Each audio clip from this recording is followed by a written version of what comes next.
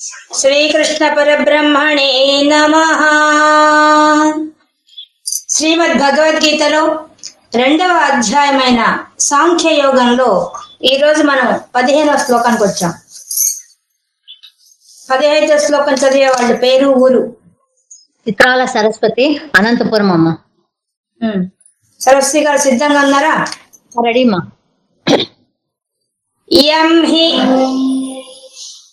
యం హి న వ్యథయంత్యేతే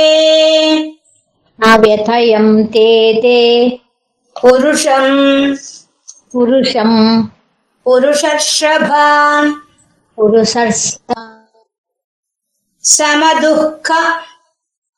సమదుఃఖ సుఖం ధీరం సోమృతత్వాయ కల్పతే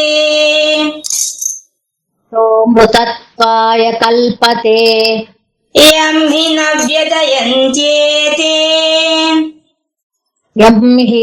వ్యథయంతేతే పురుషం పురుషర్షభా సమదుఃఖ సుఖం ధీరం సోమృతత్వాయ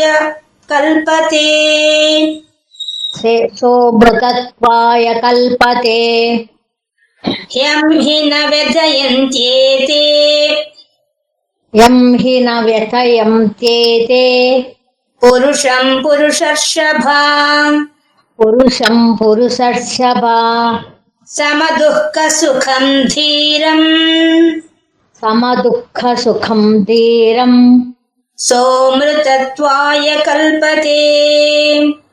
సోమృతత్వాయ కల్పతే యం హి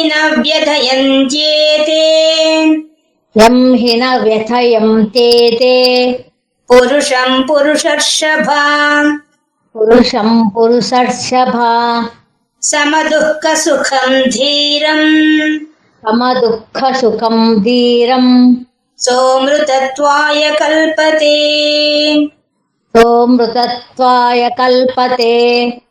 సరస్వతి గారు నోట్ చేసుకోండి.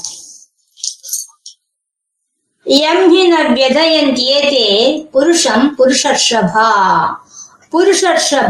పురుషులలో శ్రేష్ఠుడైనటువంటి ఓ అర్జున, ఇంకా చెప్తున్నారు భగవంతుడు అర్జునుడికి ఇంకా ఉపదేశం చేస్తున్నారు. ఏమని? పురుషర్షభ, పురుషులలో శ్రేష్ఠుడైనటువంటి ఓ అర్జున, యం పురుషం, ఏ మనుషుడైతే, ఏ మానవుడైతే నా వ్యథయంత్యేతే, వ్యధ చెందడు, బాధపడడు. దేనికోసం బాధపడడు? దేని వల్ల బాధపడడు? ఏతే, ముందు శ్లోకాలు చెప్పారు కదా, శబ్ద స్పర్శ రూప రస గంధ, ఈ 5ంటితో ఎవడైతే బాధపడకుండా ఉంటాడో అటువంటి మనుషుడు వాడు ఎలా జీవిస్తాడు? సమదుఃఖ సుఖం ధీరం, వాడి జీవితంలో సమంగా చూస్తాడు. దేన్ని? దుఃఖం.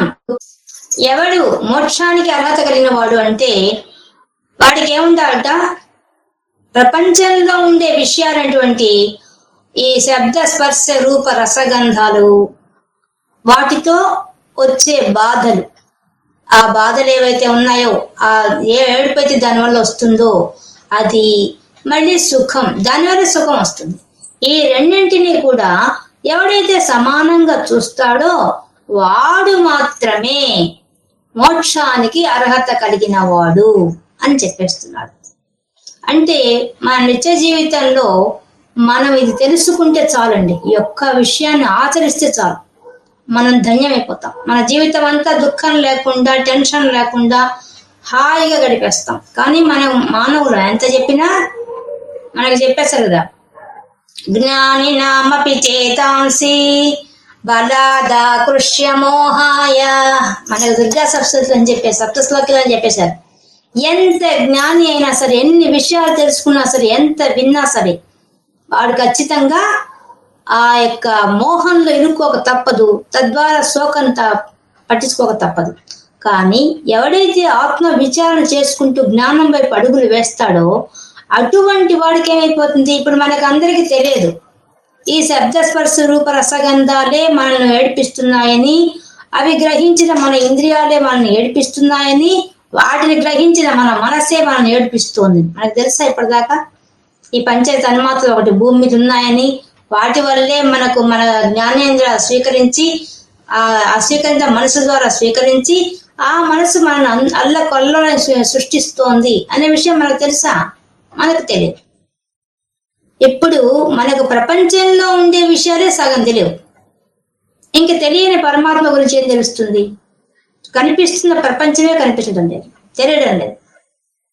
కానీ పరమాత్మ తెలుసుకోవడం ఎంత కష్టం. ఇంకా ముందు ఇది అర్థమైతే కదా అది అర్థం అవుతుంది. మనం రోజు చూసేది మనకు అర్థమైతే దానిలోంచి మనం తెలియని దాన్ని తెలుసుకోవచ్చు. అంతే కదా, మన ఎదురుగా ఉన్నదాన్ని మనం చూడగలిగితే దాంట్లో లోపమేంది, దాంట్లో ఉండే మెరిట్స్ ఏంటి, డిమెరిట్స్ ఏంది అని తెలుసుకోగలిగితే మనం పరమాత్మ వైపు అడుగులు వేయచ్చు. అది మనకు ఆ మార్గంలో తీసుకెళ్తున్నాడు భగవంతుడు. చెట్టుకిన వేలు పట్టుకొని తీసుకెళ్తున్నాడు. నీకు దుఃఖానికి మొట్టమొదటి కారణం ఏంటంటే నీ మనసు. నీ మనసులోకి వచ్చే ఆలోచనలు. నీ మనసులోకి ఆలోచనలు ఎందుకు వస్తున్నాయి? శబ్ద స్పర్శ రూప రసగంధాల వల్ల వస్తుంది. అవి ప్రపంచంలో ఉన్నాయి, అవి పంచభూతాలతో కూడి ఉన్నాయి, అవే నీ శరీరంలో ఉన్నాయి. వాటిని గ్రహించడానికి నీకు సూపర్ పవర్ ఉండే ఒక మనసు ఇవ్వబడింది. ఆ మనసు ఏం చేస్తోంది? ఆ ఇంద్రియాలను పంపించి ఆ శబ్ద స్పర్శ రూప రసగంధాలను ఆగ్రానిస్తూ ఆస్వాదిస్తూ ఆ రసానుభూతిలో అది ఉన్నది కూర్చొని అది ఎంజాయ్ చేస్తోంది. కానీ అది సేమ్ టైం మనకు దుఃఖాన్ని ఇస్తుంది. ఎందువల్ల? ప్రపంచ విషయం. అందుకే నేను ముందు శ్లోకం అనిత్యమైనవి వస్తుంటే ఆ ఆగమాపాయినో ముందు చెప్పేశాడు. వస్తుంటాయి పోతుంటాయి, మనకు ఆ విషయం తెలియదు. అవి ఎప్పటికీ ఉంటాయనే భ్రమలో మన జీవితం గడిచిపోతుంటుంది. మన నిత్య జీవితం అంతా అలా గడుస్తుంది. ఎందుకని ఈ సమస్య వచ్చింది, ఈ సమస్య మనకి ఎల్లకాలం ఉంటుంది అనే భ్రమలో ఉంటాం. కానీ ఆ భ్రమ లేకుండా ఉండడం చాలా కష్టం. ఎందువల్ల కష్టము? అందుకనే పురుషం అని పేరు పెట్టాడు ఆయన, తెలివిగా పెట్టాడు. పురుషుడు అంటే ఎవరు? పురుషుడు అంటే ఎవరంటే నేను శరీరము అనే భావంతో ఉండే వాళ్ళంతా పురుషుడే. అక్కడ స్త్రీ కాదు, మగవాడు కాదు. అర్థం అది కాదు. పురుషుడు అంటే ఎవరు? నేను శరీరము అనుకుంటున్న ప్రతి ఒక్కడు పురుషుడే. అక్కడ స్త్రీ, కులం, మతం ఏ తేడా లేవు. అందరం పురుషులే. మనం నేను శరీరం అనుకుంటున్న వాళ్ళే. మనం అందరం కూడా ఏం తేడా లేదు. మనం ఆ జ్ఞాన స్థితికి వెళ్ళలేదు. మనం రమణ మహర్షి అంత స్థాయికి వెళ్ళలేదు, ఆది శంకరాచార్యుడు అంత స్థాయికి మనం వెళ్ళలేదు. మన స్థాయి ఎక్కడున్నది? అర్జునుడి కూడా తక్కువగా ఉంది. అర్జునుడికి ఒక్క నిమిషమే వచ్చింది మోహం. మనకు ప్రతిరోజు మోహంలోనే ఉంటాం, ప్రతిరోజు శోకంలోనే ఉంటాం, ప్రతిరోజు రాగంతోనే ఉంటాం. దానివల్ల నీకేం వస్తాయి? రెండు వస్తాయి, సుఖం దుఃఖం రెండు వస్తాయి. అందుకని ఆ రెండు మెన్షన్ చేశారు. సుఖంగా ఉందని మనకు అనిపిస్తుంది, కానీ దాని నీడలోనే దుఃఖం కూర్చోంటుంది. ఇప్పుడు మనకి ఏసీ ఆనందం కలిగిస్తుంది, పెట్టుకుంటున్నావు, హాయిగా సుఖంగా ఉందని పెట్టుకుంటున్నావు. కానీ అది పెంచుకో, దాన్ని 24 నుంచి పెంచుకుంటూ పోయావు అనుకో, నీ దేహం ఏమైపోతుంది? చలికి ఉడికిపోతుంది. మళ్ళీ అట్లని కూడా రూమ్ చల్లబడిన తర్వాత కూడా ఇంకా ఎక్కువసేపు పెట్టుకునే కొద్దీ మనకు తెలియకుండానే మనకు లంగ్స్ లో మళ్ళీ దగ్గు అవన్నీ వచ్చేస్తాయి విచిత్రంగా. మన సుఖం కోసమేగా పెట్టుకున్నాం, కానీ అది దుఃఖాన్ని దారితీస్తుంది. అది అలాగే ప్రపంచంలో ఉండి ఏ విషయం తీసుకున్నా నీకు లిమిటెడ్ గా ఉన్నంత వరకు మనం హాయిగా ఉంటాం. ఇప్పుడు నాలిక మళ్ళీ పంచ తన్మాత్రలు ఏతే అంటే పంచ తన్మాత్రలు, శబ్ద స్పర్శ రూప రసగంధాలు. శబ్దం వినాలి. నీకు గొప్ప విషయం ఏంటంటే మన దౌర్భాగ్యం కూడా అనుకోవాలా, అదృష్టం కూడా అనుకోవాలి. ఈ కళ్ళకు మూతలు ఉన్నట్టుగా చెవులకు మూతలు లేవు.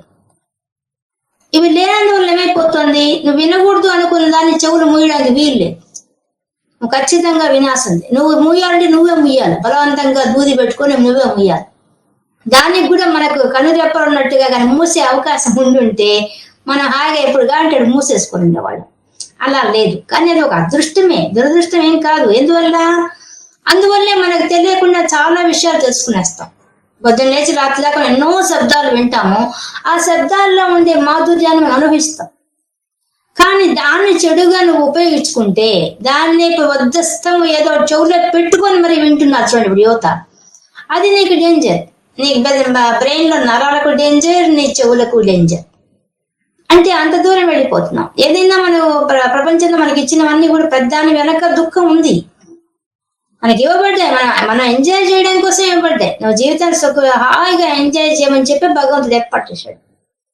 ఆ ఎంజాయ్ చేయడం ఎంతవరకు చెప్పాడు? అన్ని లిమిటెడ్ అని చెప్పేశాడు, ఆయన చెప్పేశాడు. కానీ మనం ఎలా ఉపయోగించుకుంటున్నాం? శబ్దం, అది స్పర్శ. ఇంకా చర్మం గురించి చెప్పనివ్వడ్డా. చర్మం నీవు ఉంచుకోవాలి, నీట్ గా ఉంచుకోవాలి. ఉదయం స్నానం చేయాలా, దీన్ని నీట్ గా ఉంచుకోవాలి. మళ్ళీ దీనికి మనం ఏం చేస్తాం? పెర్ఫ్యూమ్స్ అన్ని వాడేసేసి పాడు చేసేస్తాం. ఎన్నెన్నో బ్యూటీ పార్లర్కి వెళ్ళి ఎన్నెన్నో చేసి ఇది మనకు ముందే దశలు చెప్పేశాడు. శరీరంలో మార్పులు వస్తాయి. ఆ మార్పులు మనం యాక్సెప్ట్ చేయలేనందువల్ల మన తెల్ల వెంట్రుకలు వచ్చినా తట్టుకోలేము, ముఖం మారిపోతే తట్టుకోలేము. వాటన్నిటికీ బ్యూటీ పార్లర్ పోయి మనం అంతా చేర్చుకుంటాం, ఫేషియల్ అవన్నీ చేర్చుకుంటాం. ఎందుకు చేర్చుకుంటున్నాం? మనం అంగీకరించలేకపోతున్నాం, శరీరంలో వచ్చే మార్పుల్ని యాక్సెప్ట్ చేయలేకపోతున్నాం. కానీ నీకు చెప్పేశాడు ముందే, ఇవి ఖచ్చితంగా జరుగుతుంది, నువ్వు ఆపడానికి లేదు. భగవంతుడు ఇచ్చిన శరీరం, భగవంతుడు ఇచ్చిన శరీరం ఇన్ని మార్పులు ఉంటాయి. ఈ మార్పులు నువ్వేం చేయలేవు, నీ తరం కాదు. మేము ఇచ్చినవి కదా అవి. నువ్వు ఎంతవరకు అంటే వాడుకోవడానికి మాత్రం ఇచ్చాం. ఈ ఇల్లు నీకు రెంట్ గా ఇవ్వబడింది. నీ శరీరం అనేది నీకు రెంట్కి ఇవ్వబడింది. నువ్వు వాడుకోవచ్చు, ఉన్ననాళ్ళు హ్యాపీగా వాడుకోవచ్చు. ఆ ఇల్లు శుభ్రం చేసుకోవచ్చు, ఆ ఇంట్లో సుఖంగా అనుభవించవచ్చు. కానీ ఆ ఇల్లు మాత్రం నీది కాదు, ఎప్పటికైనా ఖాళీ చేయాల్సింది.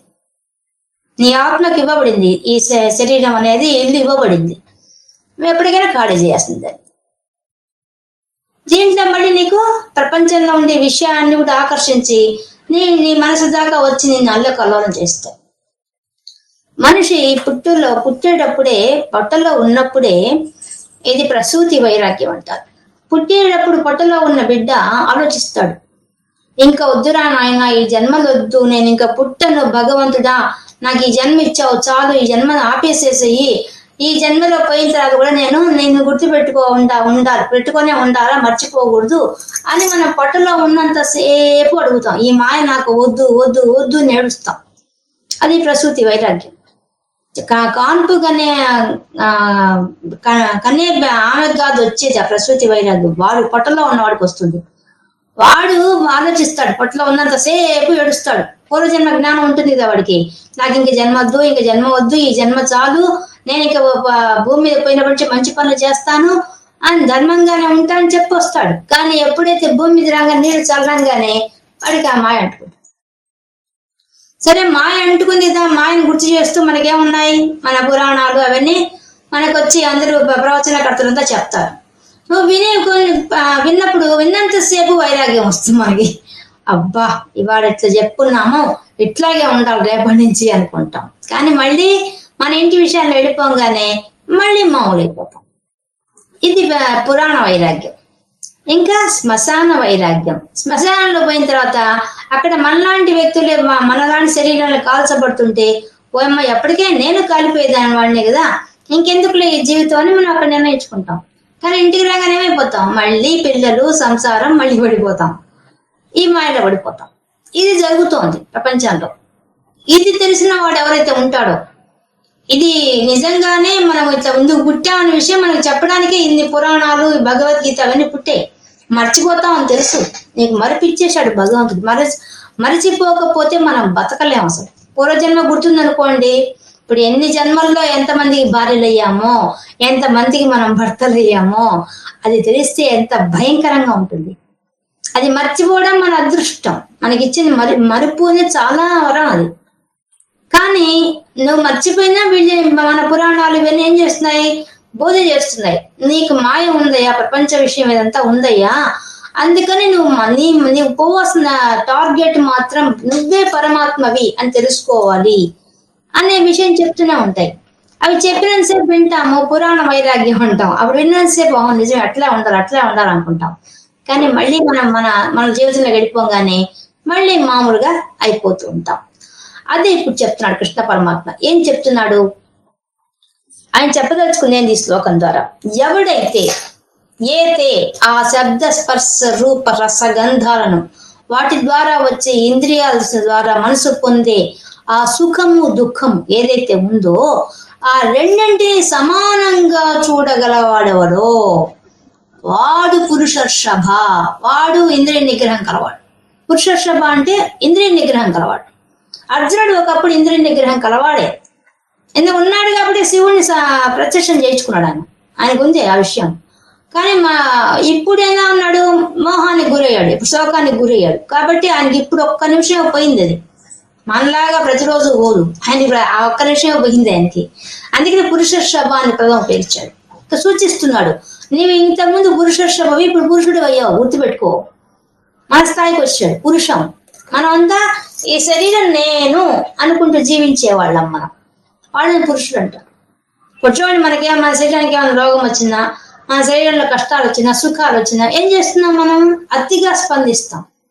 ఏడుపు వచ్చినా అమితంగా ఏడుస్తాం, సంతోషం వచ్చినా అమితంగా సంతోషపడిపోతాం. ఈ రెండు మనం చేస్తుంటాం. కానీ అలా చెప్పలేదు భగవంతుడు, సమానంగా చూడాలి. అద్దెకి నేను మీకు ఆ మంత్రం చెప్పింది, మన ఇంటి గోడ మీద రాసుకోవాలా, ఇది ఇలాగే ఉండదు. ఈ మంత్రం ఎప్పుడు రాసుకోవాలండి? ప్రతి ఇంటి గోడ మీద, మన ఇంట్లో నిద్ర లేగానే బెడ్రూమ్ లో రాసి పెట్టుకోవాలి, ఇది ఇలాగే ఉండదు, ఈ సుఖం ఇలాగే ఉండదు, ఈ దుఃఖం ఇలాగే ఉండదు అనేవి రాసి పెట్టుకోవాలి. అప్పుడే మనం ప్రశాంతంగా ఉండగలుగుతాం. కాబట్టి అది చెప్తున్నాడు, సమంగా చూడాలి. సమంగా ఎవరైతే చూస్తాడో వాడు మాత్రమే అర్హత పొందుతాడు. కల్పతే, అర్హత పొందుతాడు. దేనికి? అమృతత్వం పొందడానికి. ఏంది అమృతం? మృతము లేనిది, మరణము లేనిది. మరణము లేని మోక్షానికి వాడికి ఒక్కడికే అర్హత ఉంటుంది అనే విషయాన్ని భగవంతుడు ఇంత చక్కగా చెప్తున్నాడు. ఇప్పుడు మన స్థాయి చూద్దాం. మన స్థాయి మనకు తెలిసిపోయింది. ఒక ఎగ్జాంపుల్ తీసుకుందాం. ఒక ఆమె భర్త ఇంటికి వచ్చాడు, తలుపులు తీసింది, ఆయన నేరుగా బాత్రూంలో స్నానానికి వెళ్ళిపోయాడు. అతను వెళ్ళంగానే ఆమెకు ఫోన్ వచ్చింది, పోలీస్ స్టేషన్ నుంచి. ఏమని వచ్చింది?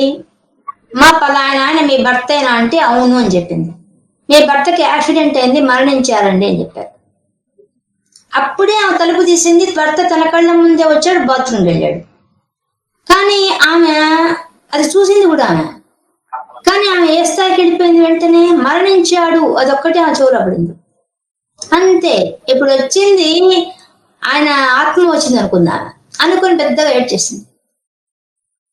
ఇంటి లోపల బాత్రూంలో తలుపులు తీసుకొని భర్త వచ్చాడు. భర్త బయటికి రావడమే, నీకు చెప్పడం మర్చిపోయాను, ఈరోజు వచ్చేటప్పుడు నా పర్సు పోగొట్టుకున్నాను, ఆ పర్సు ఎక్కడో పడిపోయింది అని చెప్పాడు. అంటే ఆ పర్సులో ఉండే ఫోన్ నెంబర్ బట్టి వాళ్ళు ఫోన్ చేశారు. దాన్ని ఎలా అనుకుందామా? అతడు మరణించాడనే స్థాయికి వెళ్ళిపోయి ఏడ్చేసింది. మళ్ళీ ఆమె ఎంత పెద్దగా ఏడ్చి అల్లాడిపోయిందో, ఆమె భర్త ఆ మాట చెప్పంగానే ఎంతో పెద్దగా నవ్వేసింది, ఎంతో ఆనందపడిపోయింది. కాబట్టి ఆమె ఆ రెండు సందర్భాలు రెండిటికి మనసు రియాక్ట్ అయిపోయింది, చాలా ఎక్కువగా రియాక్ట్ అయిపోయింది. దానివల్ల ఏమైపోయింది? ఆమె ఫస్ట్ టైం ఏడ్చినప్పుడు ఆమె శరీరంలో వణుకు వచ్చేసింది, నాలుక తడారిపోయింది, ఆమె నిస్సత్తు వచ్చి పడిపోయింది కూడా. ఆమె శరీరం వెంటనే మారిపోయి పడిపోయింది. కానీ మళ్ళీ బాత్రూమ్ నుంచి భర్త వచ్చి మాట చెప్పంగానే టక్కన లేచి కూర్చుంది, మళ్ళీ బాడీ మామూలు అయిపోయింది. అంటే మనసు యొక్క ప్రభావం శరీరం మీద అలా చూపించేసింది. అందువల్ల ఆమె లేచి కూర్చోగలిగింది కదా. ఇది మన పరిస్థితికి ఎగ్జాంపుల్. అర్జునుడి స్థాయికి వెళ్ళిపోదాం. అర్జునుడి యొక్క స్థాయి ఏంది? అర్జునుడు ఫస్ట్ నుంచి మనం గమనిస్తే ఆయన జీవితంలో అంత ఇంద్రియ నిగ్రహం లేని వాడే కాదు, ఆయన బాగా నిగ్రహం కలవాడే. ఎందువల్ల ఆపదలు వచ్చినప్పుడల్లా ఎక్కడా ఆవేశపడలేదు, ఎక్కడా తొట్టుపాటు పడలేదు. పైన అన్నగారు అటు చెప్తే అటు చేసుకుంటూ వెళ్ళిపోయాడు. కాబట్టి ఆయన స్థాయి అది. ఇంకా పరమాత్మ స్థాయికి వెళ్ళిపోదాం. కృష్ణ పరమాత్మ స్థాయి సంపూర్ణమైన జ్ఞానం. ఆయన దగ్గర వెళ్దాం. ఆయన పరిస్థితి ఏంటి మరి? ఆయన జీవితం సుఖ దుఃఖాలు ఎక్కువే వచ్చాయిగా, మనకన్నా ఎక్కువ వచ్చాయి కృష్ణ పరమాత్మ, మనకే చాలా తక్కువ. ఎందువల్ల అంటే ఆయన జీవితం పుట్టుకతోనే మరణంతో పోరాటం స్టాప్ అయింది, ఎండింగ్ వరకు అదే పోరాటం. ఇంత ఎండింగ్ పాయింట్ వరకు ఆయన చేసింది ఏంటి? ధర్మస్థాపన, ధర్మమే నెలకొల్పడం ధ్యేయంగా జరిగింది. ఇంకా వేరే టార్గెట్స్ ఏం లేవు. మనకైనా అంతే, మన ధర్మం. అందుకే కదా ముందు ధర్మం చెప్పారు, ఫస్ట్ ఎత్తుకోవడమే. మొట్టమొదటి శ్లోకమే ధృతరాష్ట్రుడు చెప్పిన ధర్మమే కదా. మనము ధర్మంతో జీవించడానికి వచ్చాం అంతే. ఇంక మనకి వేరే డ్యూటీ ఇవ్వలేదు. ఇచ్చింది ఒకే ఒక డ్యూటీ, ధర్మంగా నువ్వు జీవించి వెళ్ళిపోవాలి, నీ కర్తవ్యాన్ని వచ్చేసి వెళ్ళిపోవాలి. అంతకుమించి మనకేం డ్యూటీలు లేవు. కానీ మనం అన్ని పూసుకుంటాం, రాసుకుంటాం, అని చేసుకుంటాం. పరమాత్మకు కూడా మనలాగే పెళ్ళయింది, భార్యలు ఉన్నారు, మళ్ళీ ఆయనకు పిల్లలు ఉన్నారు. ఒక్కొక్క భార్య ద్వారా 10 మంది పిల్లలు ఉన్నారు. మనలాగా అరాకొరా పిల్లలు కాదు, పెద్ద సంసారం. మళ్ళీ దేశంలో ఉండే ఆయన రాజు కాకపోయినా తన రాజ్యంలో ఉండే వాళ్ళందరూ ఆయన అభిమానించారు. ఆయన కోసం ప్రాణం ఇవ్వడానికి కూడా సిద్ధపడ్డ వాళ్ళే అందరూ. ఆ స్థాయిలో ఉన్నాడు పరమాత్మ. ఎందుకున్నాడు? ఆయనకు పుట్టినప్పటి నుంచే తెలుసు, ఈ దేహం శాశ్వతం కాదు, ఇది వచ్చింది వెళ్ళిపోతుంది, ఆత్మ యొక్కటే స్థిరమైంది అనే విషయం తెలుసు. స్పృహలో ఉంది ఆయనకి. ఆయనకు ఆ విషయం స్పృహలో ఉంది కాబట్టి ఆయన తన ధర్మాన్ని మాత్రమే నెరవేర్చుకుంటూ వెళ్ళిపోయాడు. మనము అలా ఉండడం, ఆ స్థాయికి ఎదగాలి. ఆ స్థాయికి ఎదగడానికి తీసుకుపోయే మార్గమే భగవద్గీత మనం నేర్పించేది. జ్ఞానం అంటే అదే, ఆయన స్థాయికి వెళ్ళిపోవాలి. మనమే పరమాత్మ కావాలి, అసలు టార్గెట్ అదే కదా. ఇప్పుడు కృష్ణ పరమాత్మను చూస్తే, ఇప్పుడు దుర్యోధనుడితో ఉన్నట్టున్న సైన్యం అంతా ఎవరు? ఈ కృష్ణుడికి కూడా బంధువులే అటుపక్క ఉన్న వాళ్ళంతా. ఇటుపక్క ఉన్న వాళ్ళు ఎట్లా ధర్మరాజు తట్టు వాళ్ళు ఉన్న వాళ్ళు బంధువులే, అటుపక్క ఉన్న వాళ్ళు బంధువులే. ముఖ్యమైన విషయం ఏం తెలుసా? దుర్యోధనుడు సొంత వియ్యంకుడు కృష్ణ పరమాత్మకి. ఎలా? ఆయన కొడుకైన సాంబుడి భార్య ఉత్తర, ఆమె ఈ దుర్యోధనుడు కూతురు. సొంతం వియ్యంకుడు దుర్యోధనుడు, సాక్షాత్ వియ్యంకుడు. చూడండి, ఎక్కడిని ఏమన్నా వియ్యంకుడితో ఎవరన్నా కయ్యం పెట్టుకుంటారా? వాళ్ళకి ఎంతో సత్సంబంధాలు ఉంటాయి కదా. కానీ ఎలా ఉన్నాడు కృష్ణ పరమాత్మ? అది ఎంతవరకు ఆ బంధుత్వంతో ఎలా నటించాలో అలా నటించేశాడు. దాన్ని మనసులోకి తీసుకోలేదు. శరీరం భౌతికమైన అన్ని విషయాల్లో భౌతికంగా ఎవరిని ఎక్కడ ఎలా ప్రేమించాలో, ఎలా ఆదరించాలో, ఎలా గౌరవించాలో అలా ప్రవర్తించాడు. కానీ ఆయన మనసులో కేవలం ధర్మం ఒక్కటే ఉంది, మిగతావేవి లేవు. అందువల్ల ఇద్దరంగానే దుర్యోధనుడు వచ్చినా కూడా ఆయనేమి నా వియ్యంకుడు వచ్చాడని బాధపడలేదు. ఎందువల్ల? మనస్సు ఎదిగింది, మనస్సు ఆలోచనలన్నీ ఎదిగిపోయినాయి, సంపూర్ణమైన జ్ఞానం ఉంది. మనకు జ్ఞానం లేదు, మనకు ఆ స్థాయి మనం ఎదగలేదు. మనలాగే ఇప్పుడు రమణ మహర్షి వాళ్ళంతా మనలాగే పుట్టారు, మనలాగే ప్రపంచంలో తిరిగారు, ప్రపంచంలో ప్రతి వస్తువును చూశారు, ప్రతి మనిషిని మనకన్నా ఎక్కువ చూశారు. మనం చూసే ప్రపంచం చాలా చిన్నది, వాళ్ళ ప్రపంచం చాలా పెద్దది. ఇప్పుడు ఆదిశంకరాచార్యం తీసుకుంటే భారతదేశాన్ని 3 సార్లు ఆయన కాళ్ళు నడుగుతూ తిరిగాడు. ఆయన ఎంత చూసి ఉంటాడు ప్రపంచాన్ని? మనం అంత చూడలేదు. ఆయన ప్రతి ఒక్కళ్ళ జీవితాల్లోకి పోయి మార్పు తీసుకొచ్చాడు. 72 అవైదిక మతాలని, అంటే వేదానికి విరుద్ధంగా ఉన్న మతాలన్నింటినీ కలిపి మన పంచాయతీ పూజలు పెట్టేసేసి మార్పు తీసుకొచ్చాడు. భారతదేశంలోనే ఒక మార్పు తీసుకొచ్చాడు. కానీ మనం అంత చేస్తున్నామా? అంత చేయడం లేదు. కానీ మన కుటుంబ విషయంలోనే మనం తలమునకలైపోతాం, తల్లడిల్లిపోతాం. ఒక చిన్న విషయం వస్తేనే గిల్ల గిల్ల గిల్ల గిల్ల కొట్టుకుంటాం. ఎందువల్ల? మనకు అది ఆ స్పృహ లేదు కాబట్టి. ఏ స్పృహ లేదు? సమ దుఃఖ సుఖం, అది సమానంగా చూడాలి అనే విషయం తెలియనందువల్ల. సుఖం వచ్చినా దుఃఖం వచ్చినా ఈక్వల్ గా తీసుకోవాలి మనసులో. నువ్వు భౌతికంగా మాత్రం ఓవర్గానే ఉండాల, కానీ మనసులోకి తీసుకోకూడదు. మన మనసు సపరేట్ చేశారు. ఎందువల్ల? మనసు తెల్ల కాగితం అంటే చాలా స్వచ్ఛమైంది. అదే మనకు చెప్తాడు కదా దక్షిణామూర్తి స్తోత్రంలో, విశ్వం దర్పణ దృశ్యమాన నగరీ. ఎట్లా చెప్పండి ఆ స్తోత్రం, అద్భుతం అసలు. దీని సారాంశం అంతా ఒక్క లైన్ లో పెట్టేశాడు. విశ్వం దర్పణ దృశ్యమాన నగరీ. విశ్వం ఎలా ఉందట? దర్పణం, అద్దంలాగా ఉంది. ఆ అద్దంలాగా ఉండే నీ ఆత్మ మీదకి ఆ దృశ్యము పడుతోంది. ఇప్పుడు దీనికి ఎగ్జాంపుల్ మనకి సరిపోతుంది, సెల్ ఫోన్. దీంట్లో విశ్వమంతా లోపల ఉంది. విశ్వమంతా లోపల ఉందా లేదా? దీన్ని నువ్వు టచ్ చేసి అనుభవిస్తున్నావా? అనుభవించలేదు.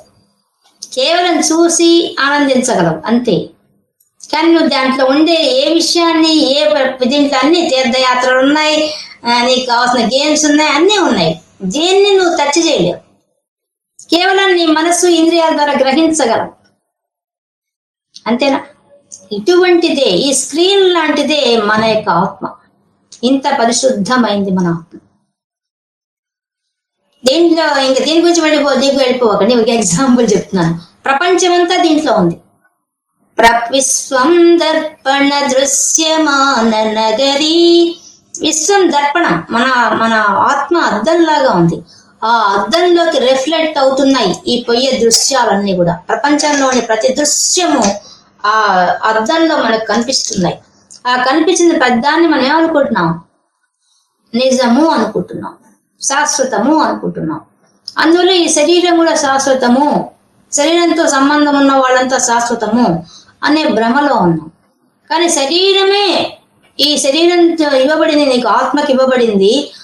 ఈ శరీరంలోని ఇంద్రియాలను అవన్నీ ఎవరు వాడుకుంటున్నారు? ఆత్మ వాడుకుంటోంది. ఆత్మలో మధ్యలో మనసు ఎక్కువగా వాడుకుంటుంది.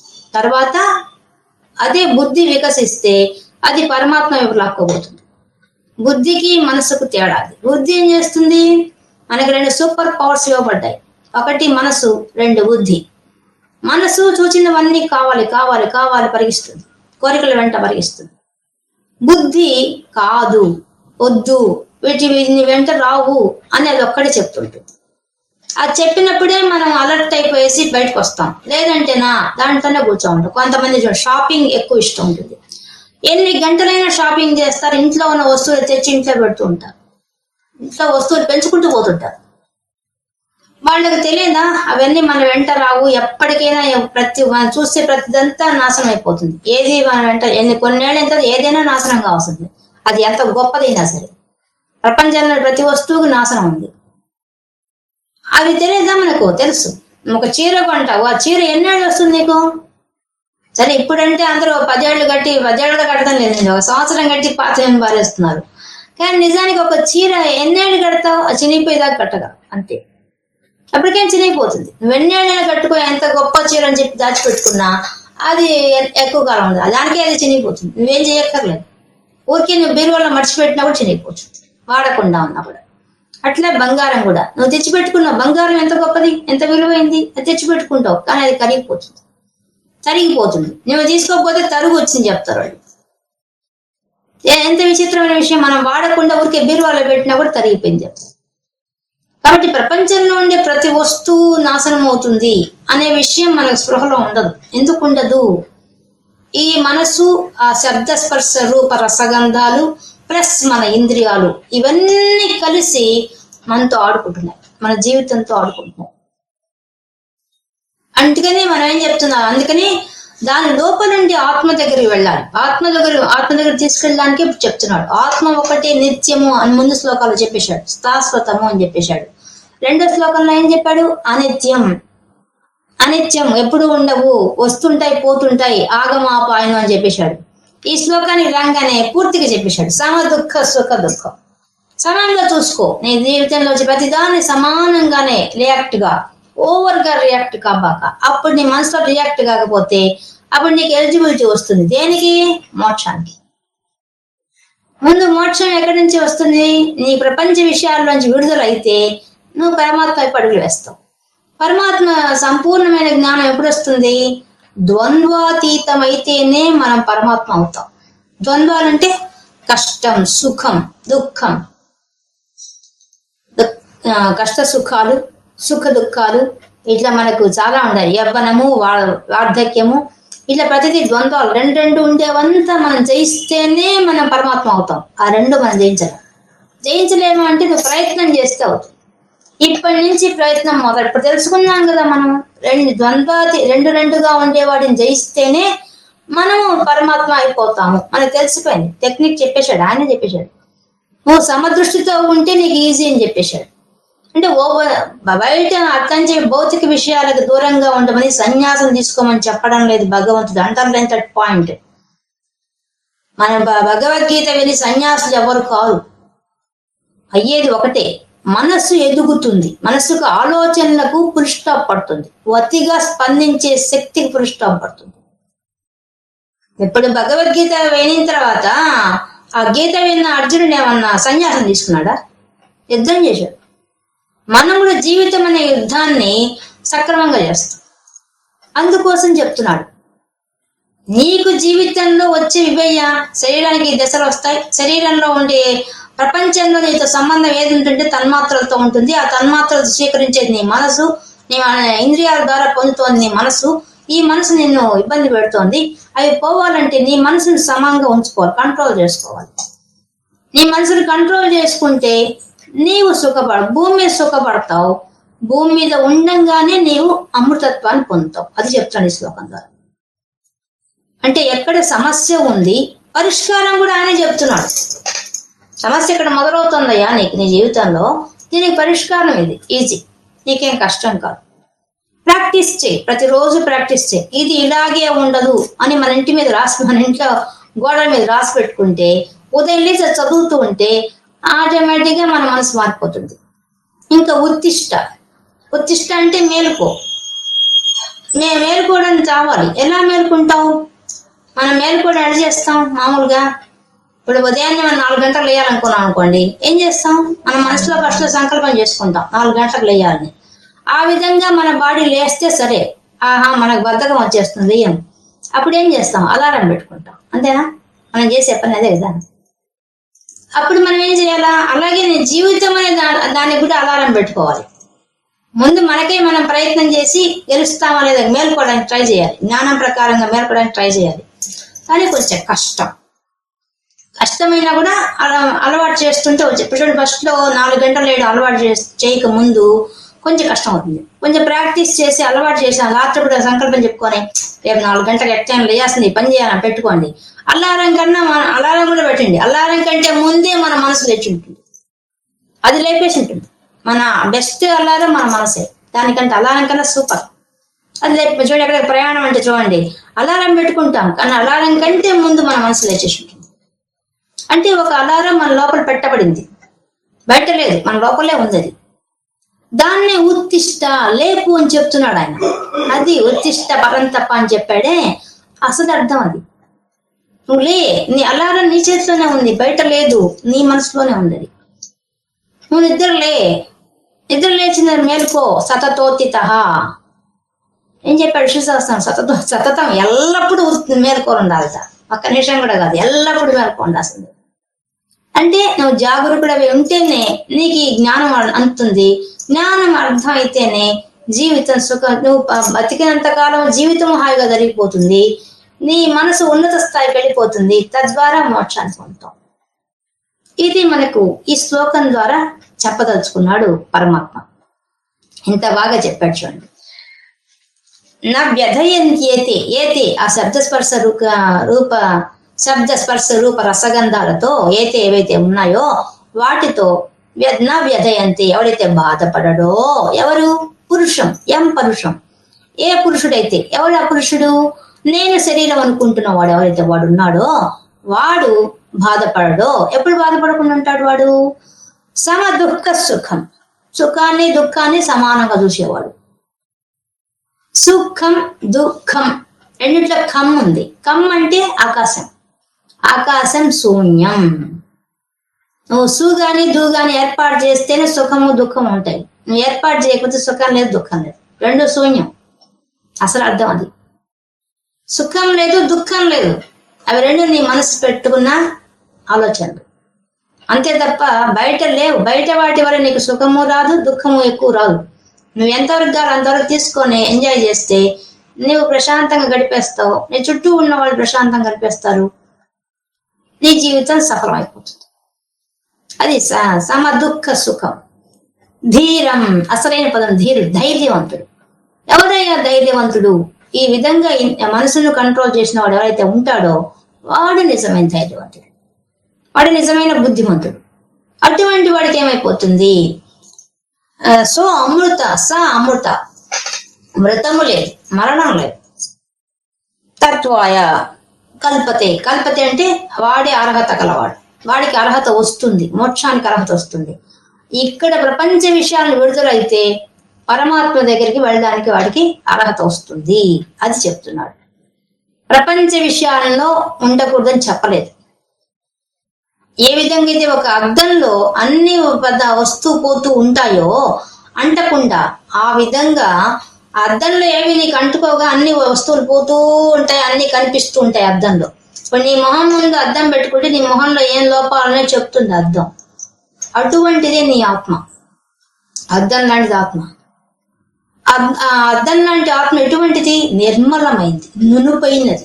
అద్దం ఏ విధంగా నున్నగా ఉంటుందో, ఏ విధంగా నిర్మలంగా ఉంటుందో, నీ ఆత్మ అంత నిర్మలమైంది, అంత ప్రశాంతమైంది. ఆ ప్రశాంతమైన దాన్ని నువ్వు ఎలా వాడుకుంటావు అనేది నీ ప్రశాంతత నీ చేతిలోనే ఉంది. అది అసలు చెప్పదలుచుకున్నాను. ప్రశాంతత ఎక్కడి నుంచో రాదు, నువ్వు తెచ్చుకోవాలి, ప్రయత్నపూర్వకంగా తెచ్చుకోవాలి. అది తెచ్చుకోవడానికి మాత్రమే నీకు ఇవ్వబడిన జీవితం. కాబట్టి ఇప్పుడు చూడండి, కృష్ణ పరమాత్మ స్థాయి, అర్జునుడి స్థాయి, మన స్థాయి, 3 చూసాం. 3 స్థాయిల్లో మనం పరమాత్మ స్థాయికి ఎదగాలి. దానికోసం మనకి పరమాత్మ ఈ విధంగా శ్లోకాలు చెప్తున్నాడు, ఆ జ్ఞానాన్ని మనకి అందిస్తున్నాడు. ఇది ఈ 15 సాంఖ్యయోగంలో 15 శ్లోకంలో ఉండే విశేషాంశాలు.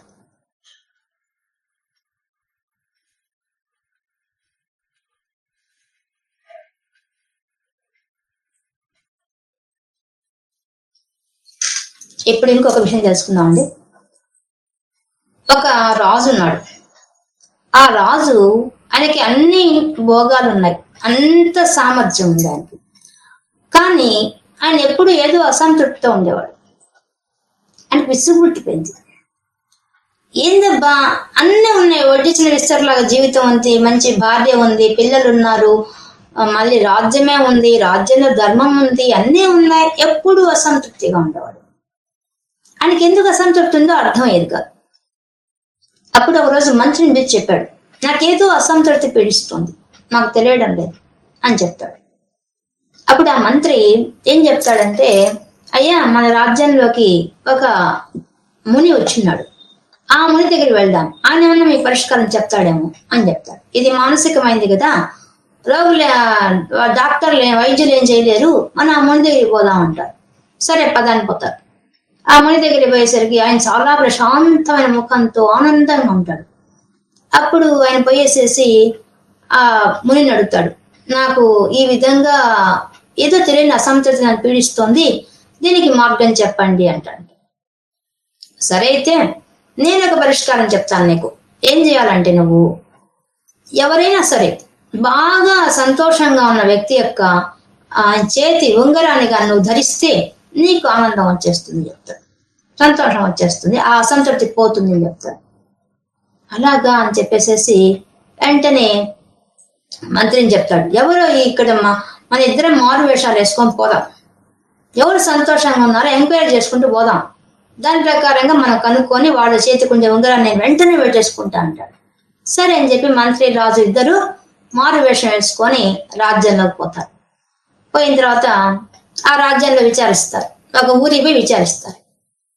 అక్కడికి పోతే, అయ్యా, ఇక్కడ ఎప్పుడు అక్కడ రచ్చబండి ఉంది కదా, ఆ రచ్చబండి దగ్గర ఒక విదూషకుడు వచ్చి ఎప్పుడు నవ్విస్తుంటాడు అందరినీ, అతను ఎప్పుడు నవ్వుతుండడం మేము చూసాను తప్ప ఆయన ఏడవంగా మేము చూడలేదు, కాబట్టి అతడు బాగా సంతోషంగా ఉన్నారు, ఆయన దగ్గరికి పోని చెప్తారు.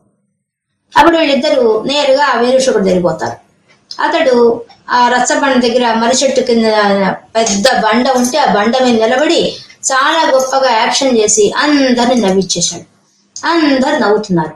కాబట్టి ఆయన తలకు వేరే మాస్క్ లాగా పెట్టుకున్నాడు, మాస్క్ లాగా పెట్టుకొని నవ్విస్తున్నాడు. అది అయిపోగానే వాడి ప్రోగ్రాం అయిపోగానే ఈ రాజు మంత్రి పోయి, అయ్యా, నువ్వు చాలా సంతోషంగా ఉన్నావు, ఇంతమందిని నవ్వించావు, నువ్వు ఎంత ఆనందంగా ఉన్నావు, ఎంత సంతోషంగా ఉన్నావు అర్థం అవుతోంది, ఆ సంతోషానికి కారణం ఏంది అని అడుగుతాడు రాజు. అడిగితే, నువ్వు సంతోషంగా నిజంగా ఉన్నావా అని అడుగుతాడు. వెంటనే ఆయన ముసుగు తీసేసి, అయ్యా, ఏం చెప్పేదయ్యా, నా జీవితము, నాకు 10 మంది సంతానం, మీరు అనుకున్నట్టుగా నేను ఎప్పుడు సంతోషంగా లేను. ఎందువల్లంటే ఆ 10 మంది పిల్లల్ని పోషించడానికి కోసంగా ఈ విధంగా నా మొహానికి నవ్వు అనే ముసుగు వేసుకొని నవ్వుతున్నాను, నవ్విస్తున్నాను తప్పించే నిజంగా నా జీవితంలో సంతోషం అనేదే లేదయ్యా అని చెప్తాడు. ఓహో, ఇతనికి అర్హత లేదు, ఇతని యొక్క ఉంగరం నేను తీసుకోవడానికి లేదు అని నిర్ణయించుకుంటాడు. అప్పుడు ఆయన అడుగుతాడు, ఈ పోన్లీ ఈ ఊర్లో ఎవరైనా గొప్ప సంతోషంగా ఉన్నారా అంటంట. ఓ ఉన్నారు, ఇక్కడ ఒక జ్యోతిష్కుడు ఉన్నాడు, ఆయన చాలా గొప్ప సంతోషంగా ఎప్పుడు సంతోషంగా ఉంటాడు, నేను చూశాను ఆయన్ని, ఆయన దగ్గరికి పోండి చెప్తాడు. సరే అని ఆయన దగ్గరికి పోతాడు.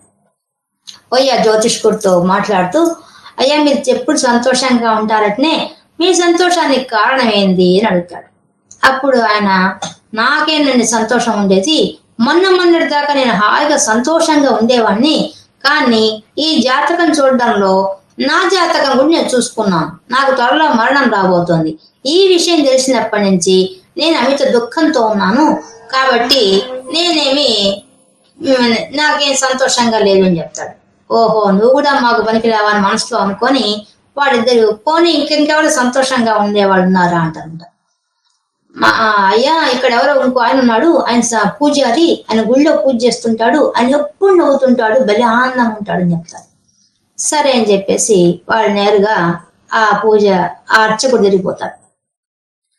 పోయి ఆ అర్చకుడిని అడుగుతారు, మీరు ఎప్పుడు సంతోషంగా ఉంటారని. ఆయన వాడి పైన చూడంగానే ఆయన కూడా నవ్వుతూ అందరితో మాట్లాడుతుంటాడు ఆ గుళ్ళో. అప్పుడు ఆయన అడుగుతారు, మీరు ఇంత ఆనందంగా ఉన్న కారణం ఏంది అంటారు. అప్పుడు ఆయన చెప్తాడు, నేను ఆనందంగా లేనండి, మీరు అనుకుంటున్నాను సంతోషంగా ఉన్నా అని, నాకు విసుగు పుట్టిపోతుంది ఇక్కడికి వచ్చే భక్తులను చూస్తుంటే. వాళ్ళు ఎన్నో కోరికలతో వస్తారు, ఆ కోరికల కోసం మొక్కుతారు, దానికోసం మాత్రమే గుడికి వస్తారు తప్పితే నిజమైన భక్తితో ఎవరు రావడం లేదు ఇక్కడికి.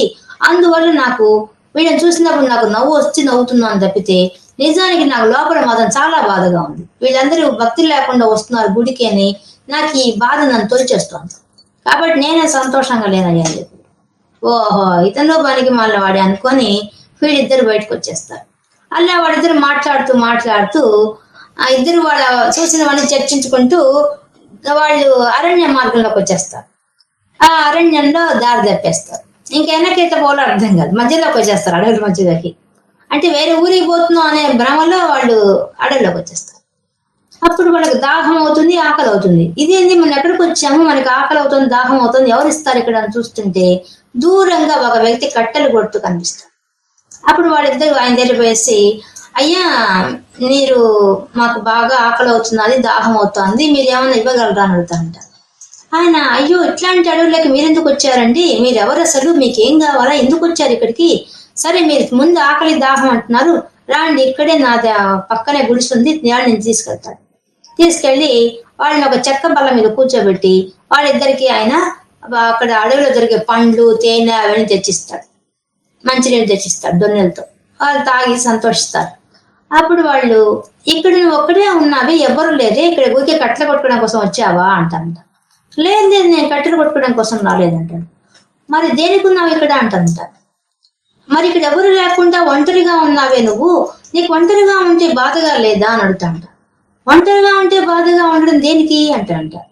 అని నేను ఒంటరిగా ఎక్కడున్నా అనుకుంటున్నాను మీరు, నేను ఉదయం లేస్తే ఈ పక్షుల కిలకిలా రావాలు వింటాను, జంతువుల యొక్క అరుపులు వింటాను, ఈ చెట్ల గాలి కదిలే కదలికలు వింటాను, మంచి పూల వాసన చూస్తాను, ఇక్కడ ఈ ప్రకృతిలో ఉండే ప్రతి అందాన్ని నేను ఆస్వాదిస్తున్నాను, కాబట్టి నాకేం బాధ లేదండి, నేను ఇంకా సంతోషంగా ఉన్నాను, నాకు ఎవ్వరు తోడు లేకపోయి నేను చాలా సంతోషంగా ఉన్నాను చెప్తాడు.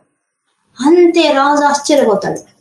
వెంటనే రాజు, అయితే నువ్వు ఇంత ఆనందంగా ఉన్నావు కదా, నీ చేతికి ఏమైనా ఉంగరం ఉంటే ఇస్తావా, నీకు దానికి 10 డబ్బు ఇస్తాను నీకంటాడు. అంటే అతను మహారాజు తెలియదుగా, అయ్యా మీరు ఏమనుకుంటున్నారో గాని నేను ఉండేది అడవిలోనయ్యా, అడవిలో ఉండి జీవించి నాకు నగలు అవన్నీ ఎందుకుంటాయి, అసలు నాకేం లేవు, అసలు ఇక్కడ ఏమీ లేవు, నాకు ఇక్కడ లభించే పండ్లు ఫలాలు తింటూ అతేం తాగుతూ ఇలా జీవిస్తున్న వాడిని, నా దగ్గర ఒంటి మీద నగలు ఎందుకుంటాయి, అసలు నాకు వాటితో అవసరమే లేదు, ఇంకా అందుకే నా చేతి ఉంగరం ఎందుకుంటుంది, లేదు మీ కోరిక నేను తీర్చలేకపోతున్నాను అంటాడు. అనంగానే ఇంకా ఆశ్చర్యపోతాడు రాజు.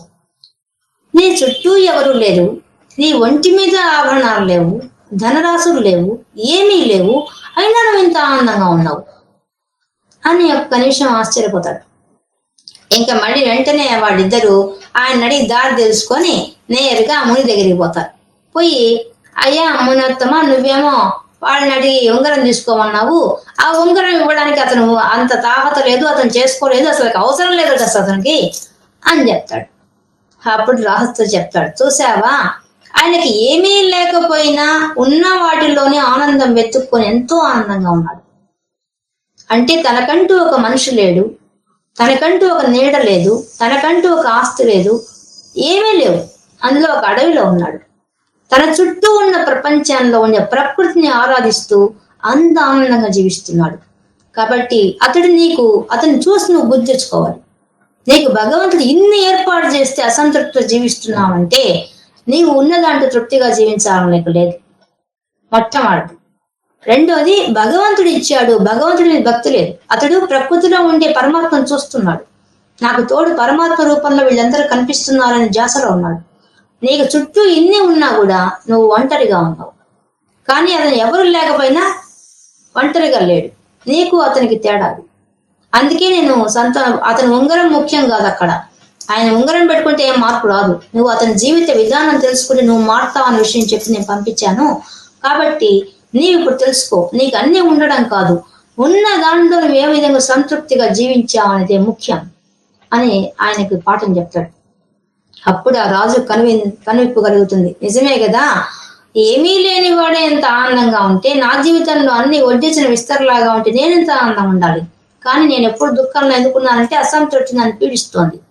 ఉన్నదాన్ని స్వర్గం చేసుకోవడం చేత రాని వల్ల ఇట్ అయిపోతున్నాను తెలుసుకొని అతడు ఆ మునికి నమస్కరించి నాకెంతో జీవిత పాఠం నేర్పించామని చెప్పి వెళ్ళిపోతాడు అనమాట. ఇలాగే మన జీవితం కూడా అలాగే ఉంటుంది. మనకు అన్ని అందుబాటులో ఉన్నట్టే ఉంటాయి, కానీ మన మనస్సు మాత్రమే మనల్ని వేధిస్తూ ఉంటుంది. ఆ మనసును సపరేట్ చేయగలిగితే, ఆ మనసును సపరేట్ చేయడం అంటే ఎలా చేస్తామంటే సమానంగా చూడడం, దుఃఖాన్ని సుఖాన్ని, అదే చెప్పింది ఈ శ్లోకంలో. అలా మనం చూడగలిగితే మనం ప్రశాంతంగా ఉంటాము. అది చెప్పడానికి చెప్తున్నాడు ఆయన. అలా ఉన్నవాడే పరమాత్మ వైపు అడుగులు వేయగలుగుతాడు. ఎందువల్ల మనకు తెలిసింది ప్రపంచం కనిపిస్తోంది, పరమాత్మ కనిపించడం లేదు. కానీ పరమాత్మ అంతటా నిండి నిబిడీకృతమైనాడు. అటువంటి ఆయన నీకు కనిపించాలంటే నీలో ఉన్న లోపాన్ని తీస్తే తప్ప నీకు ఆయన కనిపించడు. నిర్మలమైన తెల్లగాగితంలాగా మనసు అయితే తప్ప ఆ పరమాత్మ మనకు కనిపించడు. అందుకని ఆయన చెప్తున్నాడు, సమదుఃఖంగా ఎవరు చూస్తాడో వాడికి అర్హత వస్తుంది. దేనికి వస్తుంది? మోక్షం పొందడానికి అర్హత వస్తుంది అని చెప్తున్నాడు ఆయన. అంటే శబ్దస్పర్శ రూప రసగంధాలతో అల్లాడకూడదు, నీ ఇంద్రియాలతో అల్లాడకూడదు. అన్నిటికన్నా మించి నీ మనసును జయించాలి. జయించడానికి కొంచెం మార్గం ఏంటంటే సుఖాన్ని దుఃఖాన్ని ఈక్వల్ గా చూస్తూ పొంగిపోవడం. సుఖం వస్తే పొంగిపోవడం, దుఃఖం వస్తే కుంగిపోవడం, ఈ రెండుగా నేను జయించాను. లేకుండా పోతే నీ జీవితంలో నువ్వు హాయిగా ఉంటావు అనే విషయాన్ని మనకి ఈ శ్లోకం ద్వారా పరమాత్మ తెలియజేశాడు. ఎంతో గొప్ప చెప్పాడు ఈ శ్లోకం. ఇది మనం అందరం ఆచరించదగ్గది, ప్రతిరోజు ఆచరించదగ్గది. ఈ శ్లోకంలో ముఖ్యమైన పదం పురుష. నేను శరీరం అనుకున్నంత కాలము మనం బాధపడాల్సిందే. ధీరుడు అయితే, ధీర అని పదం తర్వాత పెట్టారు, అందుకే తెలియగా పెట్టారు. నువ్వు ధీరుడు అయితే నువ్వు పురుషుల్లో పురుషోషభ కావాలి, ధీరుడు కావాలి, ధైర్యం రావాలి, బుద్ధిమంతుడి కావాలి. బుద్ధిమంతుడి కావాలంటే ఇప్పుడు నేను చెప్పేసాను అన్నీ, అవన్నీ దాటి రావాలి. దీనికి అంతటికి కారణం మనసు నిర్మలంగా ఉంచుకోవడం. అసలు సందేశం ఏంటంటే మనసు నిర్మలంగా ప్రశాంతంగా ఉంచుకోవడం. ఇదే చాలా కష్టమైన పని. కానీ ప్రయత్నం చేస్తే ఒకరోజు ఓడిపోతామండి, ఒకరోజు ఓడిపోం. మనం రోజు చూసుకుంటే రాత్రి పడుకునే సమయానికి మనం బాగా ఆలోచించి ఈ మనసు వల్ల ఇవాళ ఎంత బాధపడ్డాము అని చూస్తే ఒకరోజు పూర్తిగా ఓడిపోతాం, ఒకరోజు చాలా సక్సెస్ గా గెలుస్తాం.